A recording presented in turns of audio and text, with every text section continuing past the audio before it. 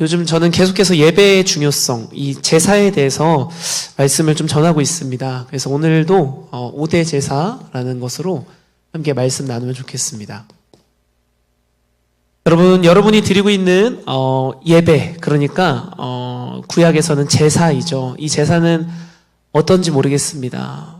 저는 요즘에 하나님께서 계속해서 이 예배 회복에 대해서 말씀하시고 계십니다. 그리고 그 예배 회복만이 우리가 앞으로 나갈 수 있는 힘을 얻는 시간이기도 하고요. 우리의 삶이 달라지는 유일한 방법이라고 저에게 말씀하십니다. 여러분에게도 그 예배가 그런 의미가 되실 줄 믿습니다. 아멘. 우리가 제사를 드린다는 것, 예배를 드린다는 것은 결코 가볍진 않습니다. 그것이 얼마나 중요한지에 대해서 풀어놓은 말씀이 바로 이 5대 제사 말씀입니다. 왜냐하면 이 제사라는 것은요, 여러분이 아시는 것처럼 결코 쉽지 않습니다. 동물을 잡고 내가 동물을 데리고 와서 제사장을 통해서 하는 모든 행위들이 결코 쉽지가 않다는 거예요. 그게 쉽지가 않기 때문에 우리는 어려움 가운데 소중함을 느끼기도 합니다. 그래서 그 제사 한 번이 정말로 소중하고 감사하는 것입니다. 근데 우리가 드리고 있는 오늘의 예배는 여러분 하나님께 집중하고 있는 예배인지 잘 점검해 보셔야 합니다. 여러분 예배는 극장이 아닙니다. 그냥 팝콘 까먹으면서 그냥 내 먹고 싶은 거 먹으면서 그냥 내 귀에 들리는 대로 좋은 대로 듣는 것이 예배가 아닙니다. 내가 시간을 구별해서 하나님 앞에 최선을 다해서 드리는 것이 예배인 줄 믿습니다. 여러분 하나님께서는 이 타락한 사람, 그러니까 선악과의 죄로 인해서 무너져버린 사람을 되돌릴 수 있는 방법, 유일한 방법으로 무엇을 우리에게 주셨냐면 바로 제사입니다. 이 제사, 이거 말고는 사람을 도대체 돌려놓을 수 있는 방법이 존재하지가 않는 겁니다. 그래서 창세기 4장에 이 제사에 대해서 가인과 아벨을 통해서 아주 직관적으로 보여주세요. 하나님께서 받으시는 예배가 있고 받지 않은 예배가 있다라는 것을 두 아들을 통해서 보여주십니다. 여러분 우리의 예배는 아벨과 같아야 됩니다 라고 많은 사람들이 얘기는 해요. 그렇죠? 말씀도 많이 듣고. 그런데 그 하나님이 받으신 예배에는 그러면 어떤 일들이 있어야 되는지를 여러분 함께 이 제사에 대해서 깊이 아시길 축복합니다. 하나님께서 주신 이 제사라는 것을 우리가 드리게 되면 반드시 일어나는 역사가 있다라고 우리는 말씀을 통해서 배웠습니다. 첫 번째, 검의 역사입니다. 두 번째는 불의 역사입니다. 세 번째는 향기의 역사입니다. 네 번째는 연락의 역사입니다.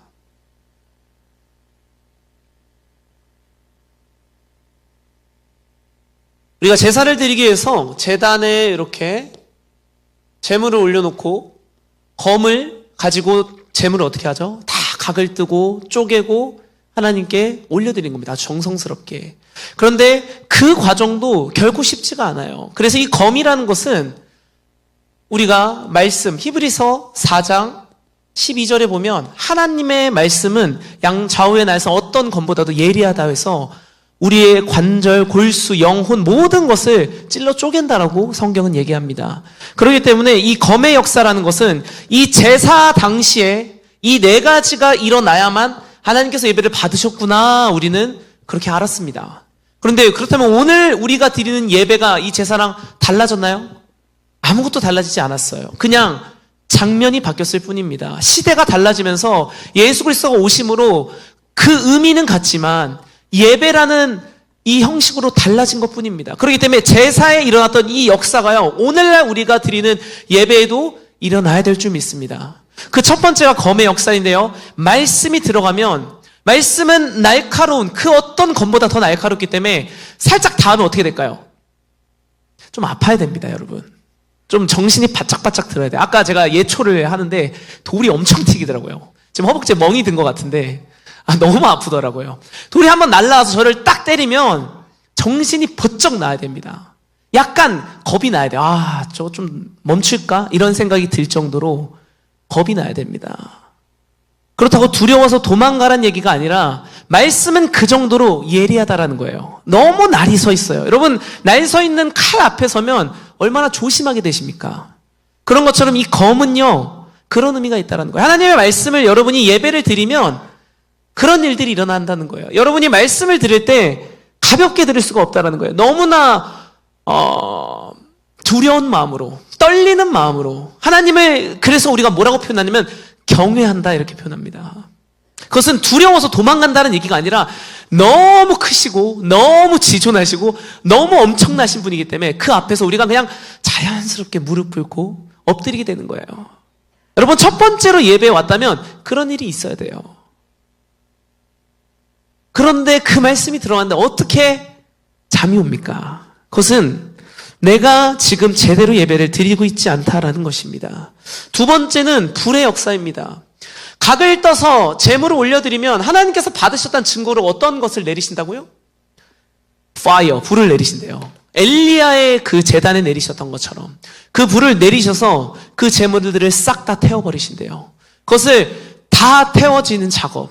여러분, 그러려면, 하나님이 불을 내리시려면 엘리야의 제단을 기억해 보세요. 엘리야는 그렇게 물을 양동이로 몇 바가지를 붓고 해도 하나님이 불을 내서 다 태워버렸는데, 바알과세, 사람이 많은 곳에 그렇게 많은 사람들이 모여서 난리를 쳤는데도 불이 떨어지지 않습니다. 여러분, 우리가 드린 예배는 크기에 중요한 게 아니고, 사람이 많은 게 중요한 게 아니고, 환경이 어려운 게 중요한 게 아니고, 불이 내려와도 안 탈 것 같은 그런 모양새가 중요한 게 아니고, 하나님이 받으실 만한 예배인가가 더 중요한 줄 믿습니다. 그래서 우리의 예배는 반드시 여러분이 오늘 이 자리까지 오시면서 어떤 것을 하고 준비하셨는지, 오늘 예배를 위해서 나는 오늘 예배 제대로 드리기 위해서 구별을 하긴 한 건지, 도대체 이 예배를 드릴 마음은 있는 건지, 여러분 그것에 집중하셔야 될 줄 믿습니다. 왜냐하면 그렇게 해야만 하나님께서 받으시고, 하나님 받지 않는 예배는 가인의 예배와 같이 그렇게 그냥 끝나버리는 것입니다. 그래서 여기서 사실 끝나는 거예요. 하나님이 이미 받으시면 불이 떨어지고요, 받지 않으시면 헛방입니다. 그 뒤는 있을 수가 없는 거예요. 하나님 받지 않으시면 아무리 멋있고 사람이 많고 사람들이 인정할 만한 그런 멋진 모습 같아도 헛방이라는 겁니다. 그래서 오늘 우리가 이 예배를 드릴 때, 어떻게 하면 하나님 받으시겠는가? 내 삶은 지금 정말 거룩하게 살기 위해서 노력하였는가? 이 예배를 위해서 내가 구별하기 위해서 정말로 집중하면서 하나님 앞에 올려드릴 마음으로 전심으로 나왔는가? 여러분, 점검하셔야 됩니다. 그렇게 드려진 예배가 이제 타가지고 어떻게 되죠? 연기로, 향기로 하나님께 올라갑니다. 그것이 바로 향기의 역사입니다. 이 향기가 의미하는 것이 무엇인 줄 아세요? 나의 평소의 행실이에요. 내가 어떻게 살고 있는지, 오늘 이번 주 월화수목금 내가 오늘 하루 예배를 위해서 난 어떤 삶을 살고 있는가? 내 삶은 개판 5분 전인데 오늘 예배만 띡 드리고 가면 다인 것인지, 여러분 그런 예배는 냄새가, 썩은 내가 진동할 거예요. 불이 내리지도 않을 뿐더러 내려봤자 끔찍한 냄새가 날 겁니다. 하나님 그런 예배 받지 않으신대요. 네 번째는 무엇입니까? 그 모든 게 이루어지면 연락하신대요. 응답의 시간입니다. 여러분, 나의 기도가 응답이 없으세요? 예배를 잘 드려야 됩니다. 내 비전은 변함이 없는 것 같습니까? 이루어지지 않습니까? 내 삶은 하나도 나아지는 게 없습니까? 예배가 먼저입니다. 왜냐하면 하나님이 받으셔야 그것을 풀어나가시고 도와주실 텐데, 하나님이 받지 않으셨기 때문에 그 다음은 헛방입니다. 아무것도 없는 거예요. 그냥 여러분 삽질하고 계신 거예요. 땅 파서 다시 덮고 또 삽질하고 또 옆에다 옮겨놓고 계속 그 짓만 하고 있는 겁니다. 여러분, 우리의 예배가 달라져야 될 줄 믿습니다. 이 모든 일들이 우리가 제사, 그러니까 예배할 때 이루어져야 된다는 거예요. 그것을 보여준 게 아벨이었어요. 그것을 보여준 게 아벨이었어요. 가인도 곡식을 갖고 와서 어떻게 듬성듬성 잘라가지고 올려놨겠죠. 근데 하나님 받지 않으신대요. 가인이 어떻게 살았는지는 전 모르겠어요. 그렇지만 그의 믿음의 중심은 다른 데가 있었던 것 같아요. 도저히 하나님이 받으실 수가 없는 상태였던 것 같아요. 여러분 정신 바짝 차리셔야 됩니다. 한 번의 예배가 그냥 소비되지 않으시길 바라요. 그냥 시간 때우기로 돌아가지 않으셨으면 좋겠습니다. 제가 어렸을 때는 뭐 여러분과 별 차이 안 나지만 제가 어렸을 때는 그 예배 중간에 물 마시는 거에 대해서도 막 엄격하게 혼내시는 목사님이 계셨거든요. 어떻게 하나님의 거룩한 예배 시간에 너희가 뭘 먹어? 막 이러셨었거든요. 그런 얘기를 막 들으면서 저는 자랐던 기억이 있는데, 뭐 그렇다고 뭐라고 하는 그런 것이 아니라 우리가 그만큼 예배를 드릴 때는 하나님께만 집중해야 된다는 얘기를 하고 있는 겁니다. 내가 다른 데 정신이 팔려 있는 게 아니라, 다른 것에 눈이 가는 게 아니라, 집중하는 것이 아니라 하나님만 보겠다는 거예요. 하나님만 집중하겠다는 거예요. 여러분, 그렇게 해도 받으실까 말까 하다니까요. 헛방의 예배만 매일 드리지 않으시길 축복합니다. 여러분, 이 모든 것을 담은 예배가요, 아벨의 예배였어요. 그리고 그 아벨의 예배는요, 우리가 가장 많이 들었던 바로 번제입니다. 이 번제라는 것은요, 이런 거예요. 제사장이요, 나라는 인간이 있습니다. 오늘 예배하기 위해서 여러분 시간 내서 봉사도 하시고 밭일도 하시고 열심히 고생하셨습니다. 그리고 뭐 이렇게 생긴, 뭐 대충 그릴게요. 양이 한 마리 있는 거예요. 이렇게 양이 있는데 제사장이 머리에다가 동시에 손을 얹습니다. 그러면 나라는 이 죄덩이인 인간하고 양이 어떻게 되는 건 줄 아세요? 내가 갖고 있던 이 죄를요, 양에게 전가한다라는 의미가 있습니다. 여러분, 제사장이 안수할 때, 여러분이 제사를 드리고 그 제물을 하나님 앞에 들고 나갔을 때 제사장이 안수를 딱 하면은 이 내 죄를 양에게 전가한다는 게 기본적인 이 제사의 의미입니다. 그렇게 해서 양에게 죄가 옮겨지면 그 양을 각을 뜨고 불을 하나님께서 내리시고 향기가 올라가서 응답하십니다. 그게 기본적인 건데 거기에 또 다른 의미가 있다는 것입니다. 오늘 그것을 나누고 마무리했으면 좋겠습니다. 하나님께서 이 보여주신 이 말씀에 보니까 이 제사장이 안수를 할 때요, 안수하는 순간에 우리는 동일시 된다고 합니다. 그것이 뭐라고 하냐면 연합이라고 그것을 우리는 표현합니다. 이 양이신 분이 우리에겐 누구시죠? 예수님이세요. 우리 대신해서 양으로 오신 예수님이 나의 죄를 전가해서 받으신 것뿐만 아니라 내가 제사장이 손을 딱 얹으실 때 예수님과 어떻게 된다고요? 연합이 되는 거예요. 여러분, 그 말씀이 어디 나와 있냐면 요한복음, 함께 찾겠습니다. 요한복음 15장 먼저 읽겠습니다. 4절부터 7절 말씀입니다. 요한복음 15장 4절부터 7절까지 말씀을 의미를 생각하시면서 함께 읽어봤으면 좋겠습니다. 시작. 내 안에 거하라. 나도 너희 안에 거하리라. 가지가 포도나무에 붙어있지 아니하면 스스로 열매를 맺을 수 없음 같이 너희도 내 안에 있지 아니하면 그러하리라. 나는 포도나무요 너희는 가지라. 그가 내 안에 내가 그 안에 거하면 사람이 열매를 많이 맺나니 나를 떠나서는 너희가 아무것도 할 수 없음이라. 사람이 내 안에 거하지 아니하면 가지처럼 밖에 버려져 마르나니 사람들이 그것을 모아다가 불에 던져 사르느니라. 너희가 내 안에 거하고 내 말이 너희 안에 거하면 무엇이든지 원하는 대로 구하라. 그리하면 이루리라. 아멘. 이 말씀 안에 다 들어가 있는데요, 가장 중요한 것은 무엇이냐면 4절에 이렇게 합니다. 내 안에 거하라. 예수님 안에 여러분이 들어가셔야 됩니다. 그리고 성전된 거룩해진 여러분 안에 예수님 다시 들어오세요. 여러분, 그게 연합이거든요. 그런데 중요한 것이 이렇게 얘기합니다. 5절에 나는 포도나무여 너희는 가지라. 그렇게 얘기해 주시고요. 6절에 뭐라고 얘기하시냐면 사람이 내 안에 거하지 아니하면 가지처럼 밖에 버려져 마르나니. 여러분, 가지는요, 나무에서 떨어지는 순간 어떻게 되죠? 끝나는 거예요. 그냥 풀이 잘려버리면, 뿌리에서 벗어나버리면 그 풀은 절대 살 수가 없는 거예요. 말라 비틀어져서 다 모아가지고 어떻게 할까요? 그냥 저기 아궁이에 넣고 떼어버리는, 그냥 장작더미에 불과합니다. 그냥 떼어지는 그런 존재가 돼버려요. 그냥 불살아서 없어져 버리는 겁니다. 여러분, 주님 안에 있지 않은 인생은 바로 그런 것입니다. 우리가 예수님과 연합해야 되는 첫 번째 이유는요, 우리는 다른 방법, 대안이 없어요. 대안이. 주님 안에 있지 않고는 다른 방법이 없다는 겁니다.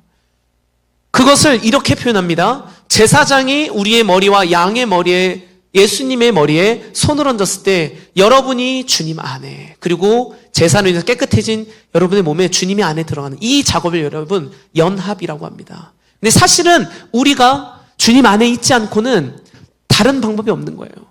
우리는 예수 그리스도라는 이 존재 안에 포함되지 않고는 답이 없는 것입니다. 나라는 인간은 예수님 안에 들어가지 않고는요 방법이 없다는 거예요. 그런데 이렇게 또 얘기하십니다. 우리 말씀 또 찾겠습니다. 요한복음 17장입니다. 17장 21절, 22절 읽겠습니다. 아버지여, 아버지께서 내 안에, 내가 아버지 안에 있는 것 같이 그들도 다 하나가 되어 우리 안에 있게 하사 세상으로 아버지께서 나를 보내신 것을 믿게 하옵소서. 내게 주신 영광을 내가 그들에게 주었사오니 이는 우리가 하나 된 것 같이 그들도 하나가 되게 하려 함이니이다. 아멘. 방금 읽었던 말씀에서 이렇게 이어집니다. 어떻게 되는 거냐면 예수님께서 이렇게 얘기하시는 거예요. 하나님이 나이시고 내가 하나님이신 것 같이 내 안에, 아버지께서 내 안에, 내가 아버지 안에 있는 것 같이 그들도 다 하나가 되기를 원하신대요. 그리고 우리라고 표현하세요. 하나님과 예수님은 같은 분이세요. 아멘? 삼위일체 하나님은 같은 분이신데 여러분이 예수님 안에 들어가 있다라면 여러분은 예수님의 뜻을 따르는 자들이 되어야 됩니다. 그러면 여러분은 하나님의 뜻도 어떻게 되어야 됩니까? 따르는 자가 되어야 돼요. 여러분, 그것이 여러분께 인정이 된다면, 아멘으로 여러분이 대답하셨다면 예수님이 어떻게 하셨는지를 보셔야 될 줄 믿습니다. 예수님은요, 겟세마네 동산에 가서 이렇게 기도하세요. 사람의 몸으로 오셨기 때문에 십자가의 죽음이요, 결코 쉽지가 않은 거예요. 너무 힘든 거예요.